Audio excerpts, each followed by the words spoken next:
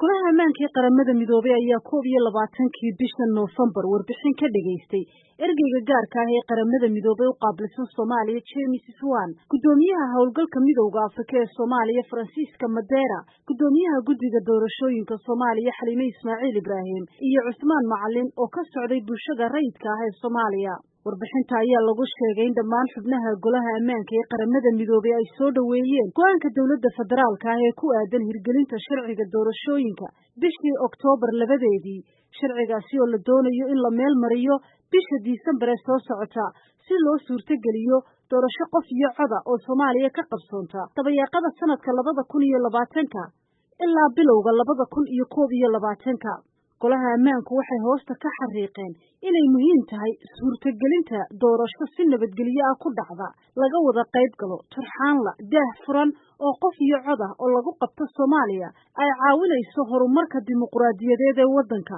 waxaanay ku booriyeen dhammaan dhinacyada siyaasadda ee Soomaaliya inay u wada jihaystaan sidii doorashadaasi u hirgeli lahayd iyagoo dhinac iska dhigaya waxyaabaha ay ku miransan yihiin amaba ay ku kala duwan yihiin. Xubnaha golaha ammaanka ee qaramada midoobay waxay carabka ku adkeeyeen in geedi socodka doorashadaasi uu noqdo mid laga wada qayb qaato iyadoo tixgelintooda la siinayo beelaha iyo gobolada, iyadoo haweenkana la siinayo saami miisaan leh oo ay ka helayaan dhammaan hay'adaha kala duwan ee dalka, ugu yaraana 30% in laga siiyo haweenka baarlamaanka soo gelaya. Warbixinta ayaa lagu sheegay in golaha ammaanka ee qaramada midoobay ay soo dhaweeyeen shaqada ay hayaan guddiga doorashooyinka Soomaaliya ee diyaarinta doorashooyinka, iyagoo ku booriyay inay sameeyaan guddiyada fududeynaya hawsha iyo dhinaca ammaanka, isla markaana ay qorshe la yimaadaan sida ugu dhaqsaha badan.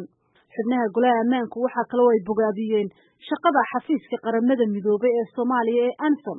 kaalinta ay ku leeyihiin taageerada diyaarinta jidka toosan ee lagu gaari karo doorashada, iyo sidoo kale kaalinta ay ku leeyihiin howlgalka midowga Afrika ee AMISOM iyo ciidamada xoogga dalka Soomaaliya iyo waliba taageerada beesha caalamka.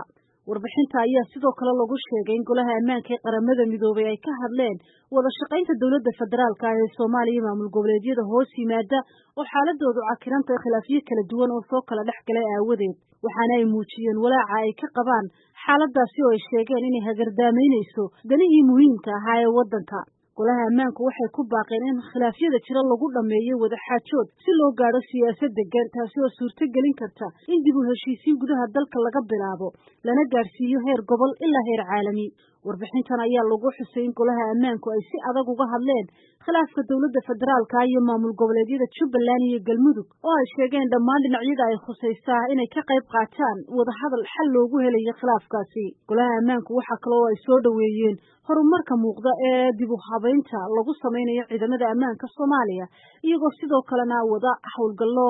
ay isgarabsanayaan ciidamada AMISOM, waxaana ugu baaqeen in la sii wado taageerada beesha caalamka ee Soomaaliya. Golaha ammaanku waxay cambaareeyeen weerarada ay Al-Shabaab sheegtaan ee Soomaaliya ka dhaca, waxaanay hoosta ka xariiqeen dhammaan gobolada inay ka wada qayb qaataan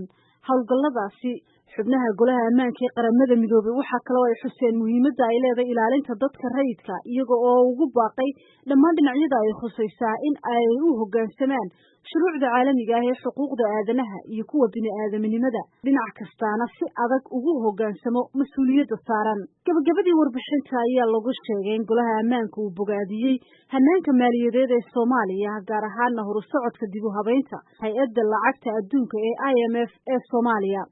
Sidoo kale waxay tacsi tiiraanyada u direen dadkii ay saamaynta ku yeesheen daadadkii waaweynaa ee ku fatahay qaybo ka mida dalka,